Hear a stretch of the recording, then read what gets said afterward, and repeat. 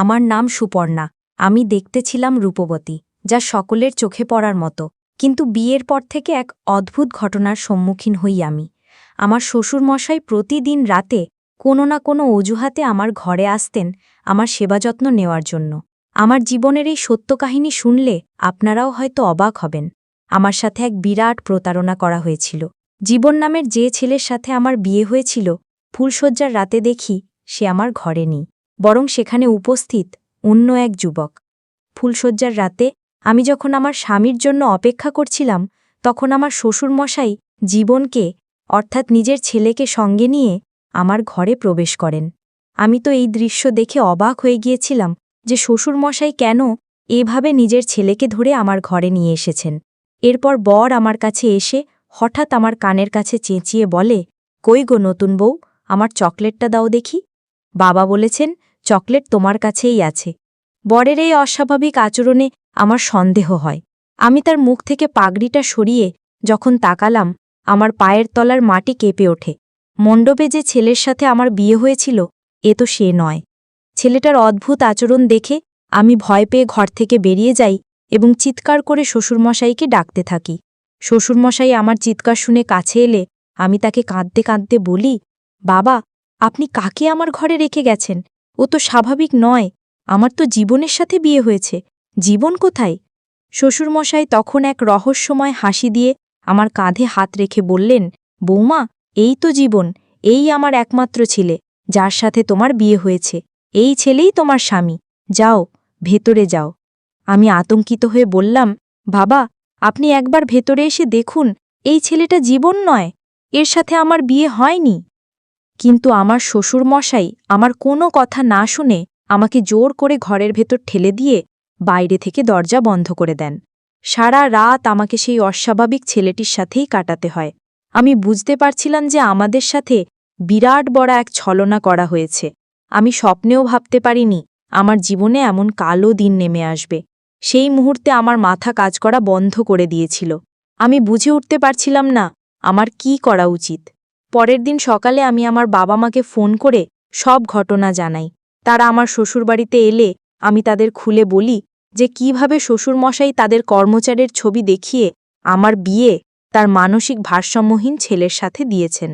আমার সব কথা শুনে মা আমাকে একটি চড় মেরে বললেন, তোর লজ্জা করে না নিজের শ্বশুরমশাইয়ের নামে এমন মিথ্যে অপবাদ দিতে? আমি মাকে বললাম, মা, তুমি আমার কথা বিশ্বাস করছো না? চলো আমার সাথে, আমি তোমাদের ওপরে নিয়ে গিয়ে দেখাচ্ছি যে ছেলেটা কাল রাতে আমার সাথে ছিল সে আসলে কে। আমি যখন বাবা মাকে টেনে ওপরের ঘরে নিয়ে গেলাম সেই ছেলেটাকে দেখানোর জন্য, তখন দেখি সব ঘর ফাঁকা, ছেলেটা কোত্থাও নেই। তখন আমার মা আমার হাত ধরে টেনে বললেন, যার সাথে তোর বিয়ে হয়েছে সেই জীবনের সাথে তো আমরা এখানে এসেই দেখা করেছি। জীবন আমাদের সাথে দেখা করে নিজের কাজে বেরিয়ে গেছে। সে তো সম্পূর্ণ সুস্থ আর স্বাভাবিক, সে অস্বাভাবিক হবে কেন? তোর কথা শুনে মনে হচ্ছে তুই আমাদের বোকা বানানোর চেষ্টা করছিস। বোকা মেয়ে, একটা কথা ভালো করে শুনে রাখ, এরপর যদি আমাদের ফোন করে বিরক্ত করিস, আমরা ভুলে যাব যে আমাদের কোনো মেয়ে ছিল। তোর জন্য আজ আমাদের সম্মান ধুলোয় মিশে গেল। ঠিক সেই সময় আমার শ্বশুরমশাই মুচকি হেসে আমার বাবা মাকে বললেন, হয়তো আমার ছেলের সাথে আপনার মেয়ের কোনো বিষয় নিয়ে মনোমালিন্য হয়েছে, তাই ও রেগে গিয়ে আপনাদের ফোন করে ডেকেছে।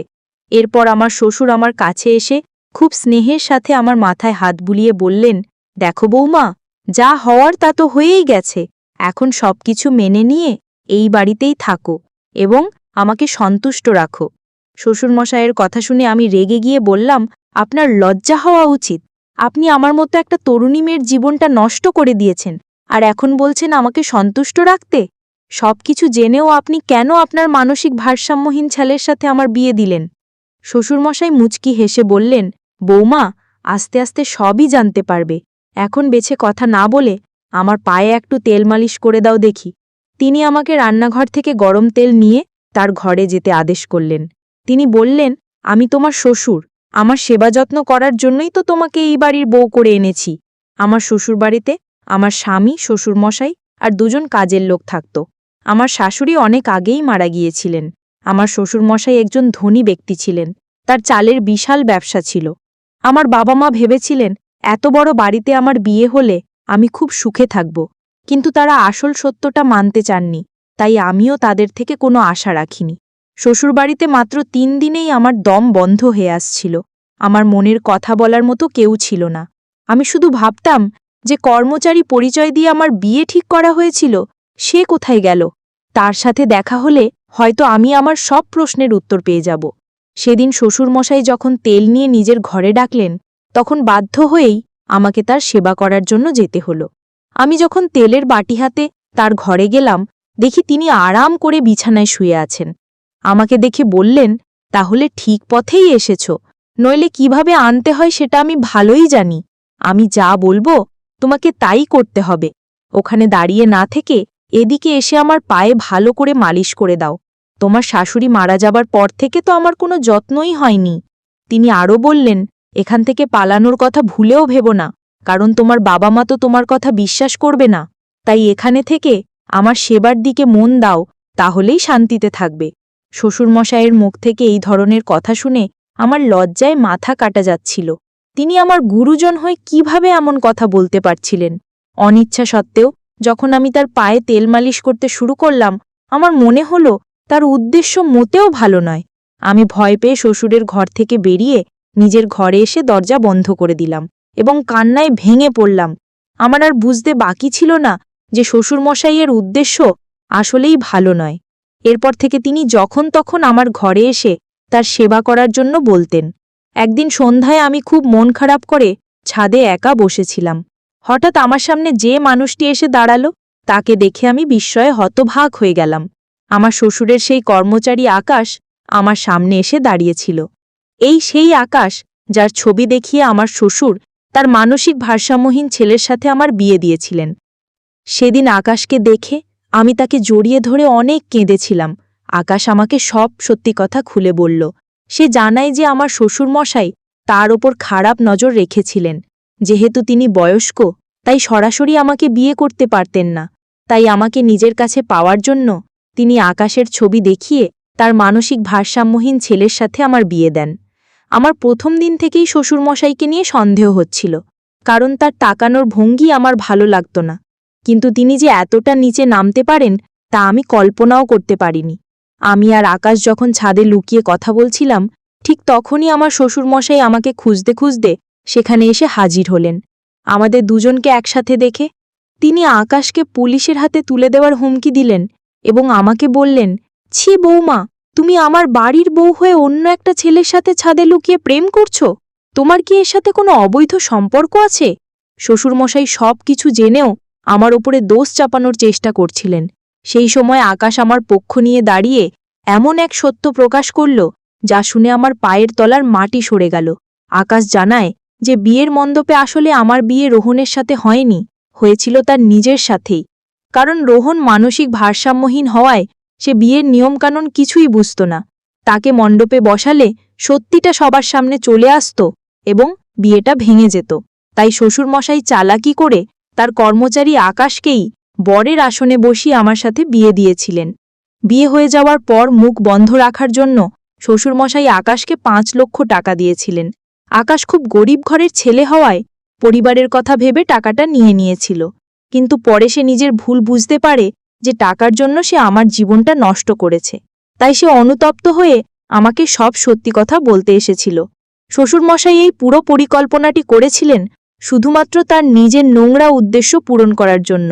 তার ছেলে যেহেতু মানসিক ভারসাম্যহীন ছিল, সেই সুযোগকে কাজে লাগিয়ে তিনি আমাকে বাড়ির বউ করে এনেছিলেন, যাতে তিনি তার খারাপ ইচ্ছাগুলো পূরণ করতে পারেন। সব সত্যি জানার পর আমি শ্বশুরের সামনেই আকাশকে বললাম, সবার সামনে আগুনের সাক্ষী রেখে যখন তোমার সাথেই আমার বিয়ে হয়েছে, তাহলে তুমি কি আমাকে স্ত্রীর মর্যাদা দেবে? তুমি কি আমাকে তোমার বাড়ি নিয়ে যাবে? তখন আকাশ আমার সামনে হাত জোড় করে বলল, ম্যাডাম, আমি খুব গরিব মানুষ। আপনি কি আমার মতো গরিবের সাথে সারা জীবন কাটাতে পারবেন? আমি আকাশকে বললাম, গরিব হলেও তুমি একজন সৎ মানুষ। তুমি আমার কষ্টটা বুঝতে পেরে আমাকে সাহায্য করতে এসেছ। এটাই তোমার সততার সবচেয়ে বড় প্রমাণ। আমার টাকা পয়সার কোনো লোভ নেই। আমি তোমার সততাকেই নিজের স্বামী হিসেবে গ্রহণ করলাম। আমাদের কথা শুনে শ্বশুরমশাই আকাশের সামনেই আমার হাতটা শক্ত করে ধরে বললেন, এই মেয়ে, তোর কি মাথা খারাপ হয়ে গেছে? আমার এত বড় বাড়ি ছেলে তুই এই কাজের লোকটার সাথে থাকতে চাইছিস? বেশি বাড়াবাড়ি করলে আমি পুলিশ ডাকব, আর তোর বাবা মাকেও ডাকব। সেই মুহূর্তে আমি শ্বশুরমশাইয়ের হাত ছাড়িয়ে নিয়ে আকাশের হাত ধরে বললাম, আপনার যাকে খুশি ডাকুন। আমার বাবা মা যখন আমার কথা বিশ্বাস না করে আমাকে একা ফেলে গেছেন, তখন তাদের আশা বা না আশায় আমার কিছু যায় আসে না। আমার বিয়ে যার সাথে হয়েছে, আমি তার সাথেই আমার শ্বশুরবাড়ি যাব। আর আপনি যদি আমাদের বাধা দেওয়ার চেষ্টা করেন, তাহলে আমি আর আমার স্বামী মিলে আপনার নামে পুলিশে অভিযোগ জানাব। সেদিন আমার প্রাক্তন শ্বশুরমশাই আমাকে আটকানোর অনেক চেষ্টা করেছিলেন, কিন্তু আমি তার কোনো কথা শুনিনি। বরের সাথে চলে আসার আগে আমি তাকে বলেছিলাম, আপনি আমার সাথে যে প্রতারণা করেছেন আমি সেটা হয়তো সহ্য করে নিতাম, কিন্তু আপনি যে এতটা নিচু মানসিকতার মানুষ তা আমি ভাবতেও পারিনি। শুধুমাত্র নিজের ইচ্ছা পূরণের জন্য আপনি নিজের মানসিক ভারসাম্যহীন ছেলের জীবনকে ঢাল বানিয়ে আমাকে মিথ্যে অভিনয়ের মাধ্যমে এই বাড়িতে এনেছিলেন।